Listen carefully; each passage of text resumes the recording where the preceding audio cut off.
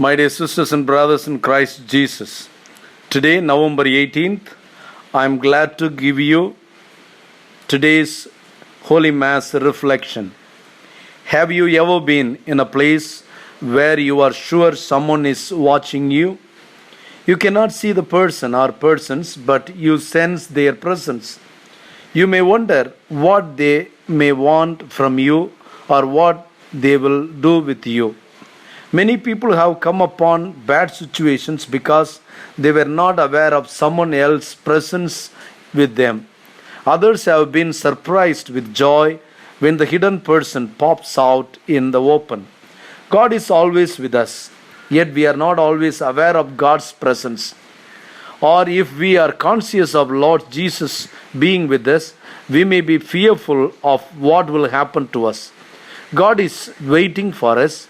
One of the activities that is being suggested to parents and teachers is not to catch children acting badly, but to catch them doing good.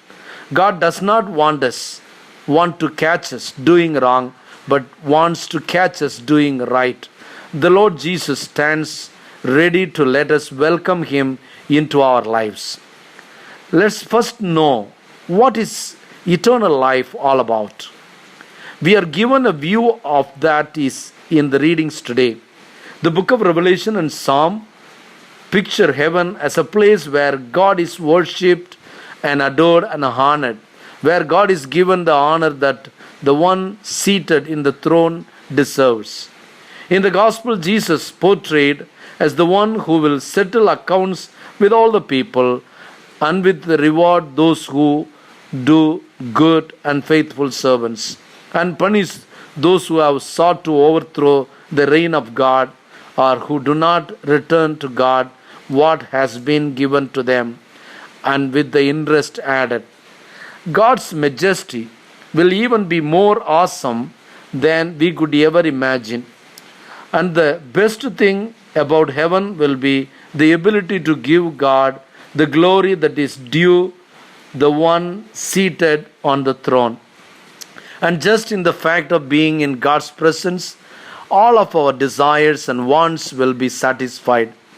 I am reminded of the quote from St. Augustine, "Our hearts are restless, O Lord, until they rest in you." We will not find complete happiness and peace until we are able to rejoice in the presence of God. Yes, heaven will be better than a banquet feast that never ends. Yes, we will be able to once again be reunited with our loved ones who have gone before us in the sign of peace. Heaven will be where all our wishes will come true. Today, we are asked to reflect on the special gifts God has given to each one of us and how we are using them for the benefit of brothers and sisters in need. What our attitudes toward money, to property, to profession, status, academic, and other qualifications or other gifts with which we are endowed? Where do we invest our gifts, our talents, both inborn and acquired? Immediately following the story of tax collector Zacchaeus comes a parable about the use of what God has given to us today. Jesus and his disciples are near Jerusalem, where they thought the reign of God was about to appear. How right they were. It was indeed going to appear in Jerusalem, but not at all in the way they expected, with the political and military defeats of enemies.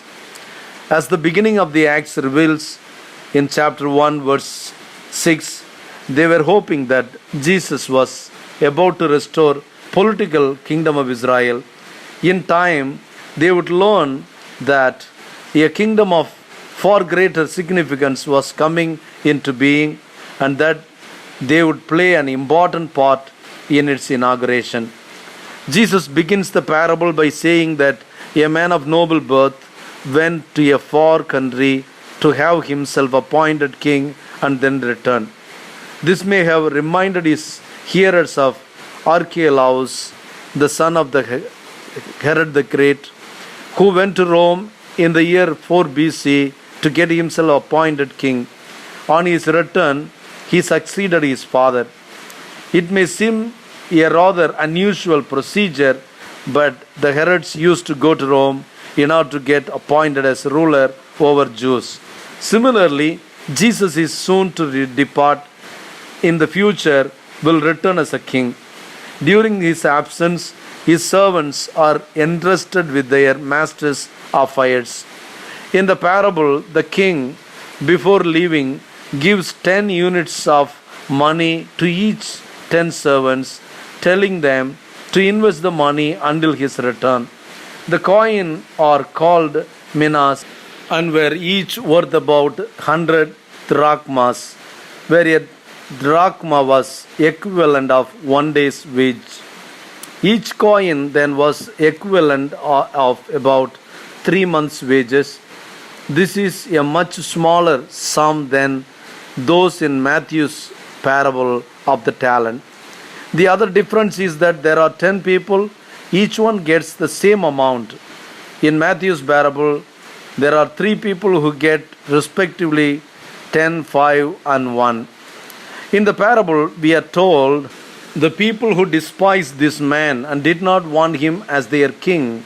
In fact, a Jewish delegation had gone to Rome protesting at the idea of Archelaus being the king. In the same way, Jesus was soon to go away and return someday as the king and judge.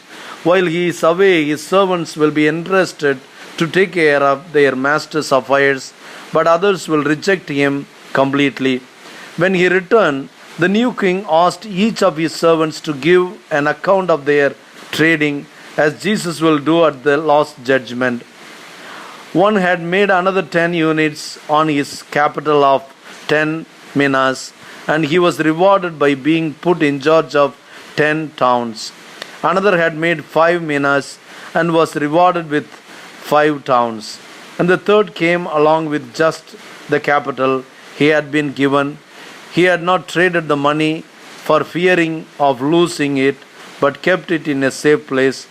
He was afraid of the king, who, he said, took what he had not deposited, reaped what he had not sown. The king was angry. He did not dispute his ruthlessness, but he said that the man could at least have lent the money and got some interest. He ordered the 10 units be taken from him and given to the one who had already made 10. This man was obviously good at business. This lesson of the parable is spelled out by Jesus. Whoever has will be given more, but the one who has not will lose the little he has. The last sentence of the parable, in a way, describes a third set of people in the story. The first set consists of those who use their coin well and profitably. The second is the one who kept his one coin and carefully guarded it. But finally, there are those who did not want this noble man as king, and they were executed. Now, about those enemies of mine who did not want me to be king, bring them in and slay them in my presence. They are the greatest losers of all, and it probably points to those Jews who rejected Jesus as king, had their city destroyed, referring to the destruction of Jerusalem in the year 70 AD. The punishment of those who rebelled and actively opposed the king was much more severe than that of those over cautious servant. The message is clear. The more we invest, the more we will gain. We cannot stand still and just cling to what we have. The only way to gain is to let go, to give, and to share. Good example of this would be St. Francis of Assisi or St. Mother Teresa.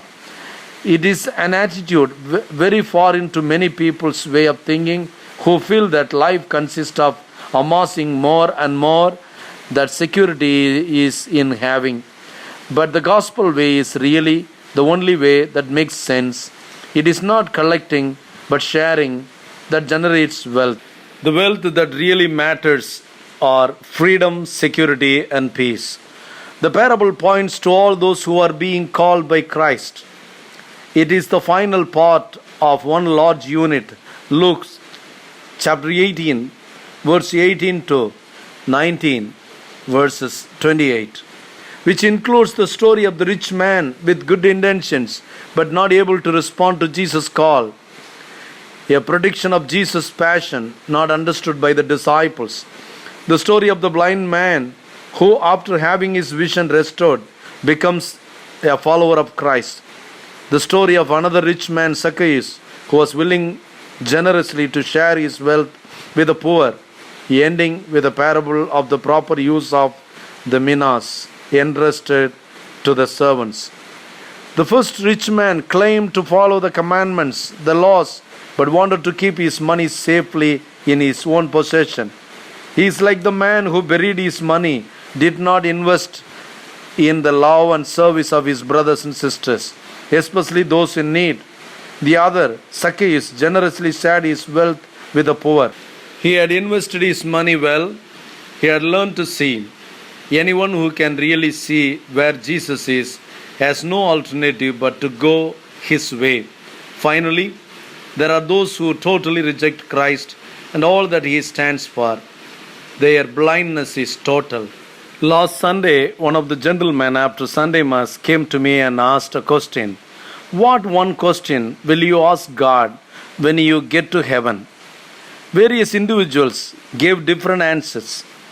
The key to me was not what question to ask, but who will answer all our questions is God.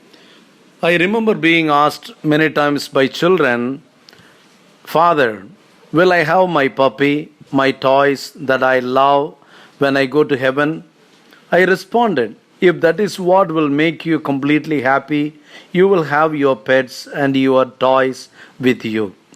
Hidden in that response is the fact that the only one who can make us completely happy is Lord Jesus Christ.